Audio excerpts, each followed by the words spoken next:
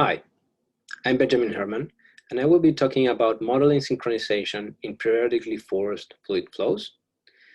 This work was recently published in Communications Physics, and it's currently under production. So this is a joint collaboration with Philip Oswald and Richard Seemann from TU Braunschweig, and with Stephen Brunton from University of Washington. So let me start by defining what do I mean by oscillator flows. These are fluid flows that display unsteadiness, characterized by a very specific frequency, and that are rather insensitive to external noise. So wake flows are a prototypical example, and even turbulent wakes are known to behave the same way. And these are very relevant to industrial applications in transportation, aeronautics, and energy conversion. Moreover, this type of flows have been studied for decades due to their richness as a nonlinear dynamical system.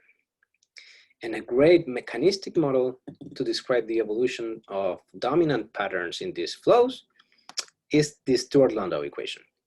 In this work, we leverage an extensive experimental data set to extend the celebrated Stuart-Landau equation to model the response of periodically forced oscillator flows. And this is the example of oscillator flow that we are working with. It's the turbulent wake behind a D-shaped bluff body. So this body is not bullet-shaped. In fact, it has a rectangular cross-section, and it's very long in the spanwise direction. So it practically goes from end to end of the wind tunnel where we studied.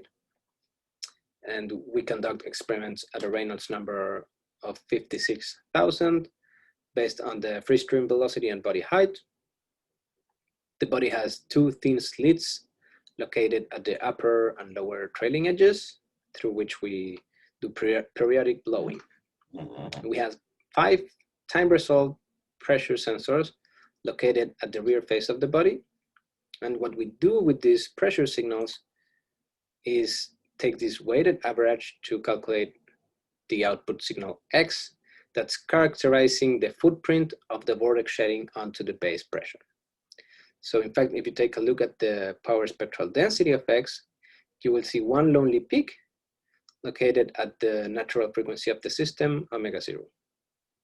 And other authors have looked at the power spectrum of X when the flow is periodically forced either at omega 0 or at an integer multiple of it. But what we do here is take a detailed look at the power spectrum of X for over 200 different forcing frequencies, ranging between 0 and 3 times the fundamental of the system.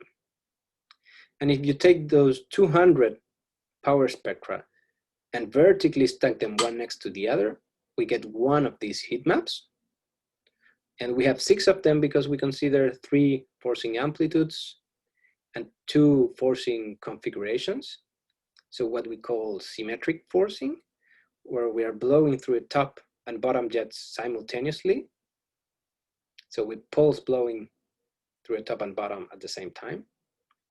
And what we call antisymmetric forcing, where we are alternating blowing through a top and bottom jets.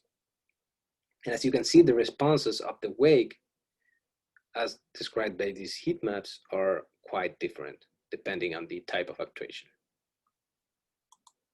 So this is the enlarged view of one of those heat maps for a case with symmetric forcing.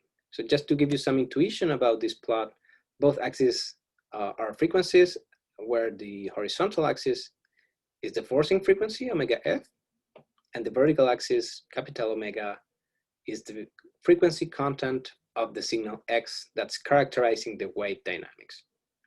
And the color map denotes spectral power. So after taking a long look at this plot, we identified the physical mechanisms responsible for these very sharp and clean dominant frequency components. So we were able to find what are these dominant frequency components in the wake's response. And once we had the full picture, we could start thinking about building a model that hopefully is as simple as possible, while still being able to express this type of frequency response.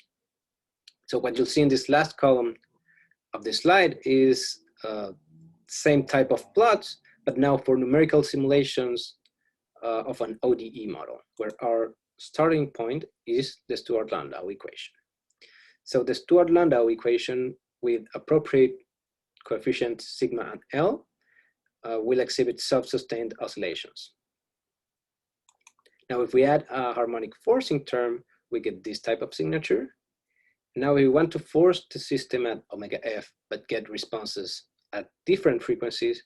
We need to add nonlinear interactions. And then the last step is to generalize our forcing to be non-harmonic. And we do that by replacing the harmonic forcing term with a full Fourier series, where of course in practice, we truncate this infinite series to retain a finite number of coefficients that we need to tune in the model. So this is our modified Stuart-Landau equation, and here is where synchronization comes in. So we will gloss over the details, but the important part is that because our model is relatively simple, we can use some classical tools to analyze its dynamics. So most importantly, we find analytical expressions for the regions where the flow synchronizes to the input. And these come in two flavors, what we call N2-1 and N2-2 synchronization, meaning that N cycles of the forcing take place, N cycles of the oscillator flow take place for every 1 or 2 cycles of the forcing. And these regions are parameterized by the a priori unknown model coefficients. And these expressions are delimiting what are known as the Arnold tongues of the system, that are the regions in the space of forcing frequency and forcing amplitude where the response synchronizes to the input. So inside these gray regions that are delimited by our analytic bounds, the wake or the dominant flow pattern in the wake is synchronizing to some rational multiple of the periodic flow. And as you can see, the response is very different in regards to synchronization for both types of actuation, symmetric or anti-symmetric forcing. And here the blue crosses are from our experimental measurements.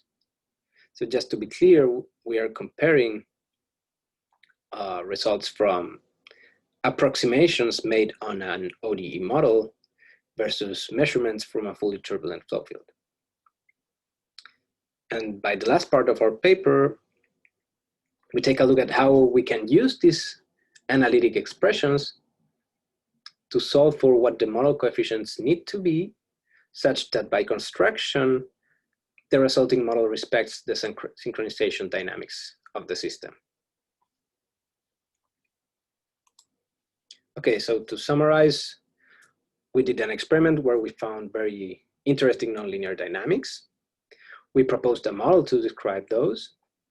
Then we analyzed this model and we used the results from the analysis to go back to our data and find constraints for the model.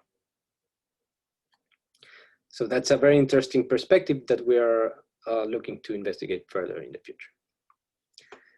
So thanks for watching, and I glossed over every detail in the paper, but I invite you to take a look at the manuscript. You can find it using the archive identifier below. Thank you.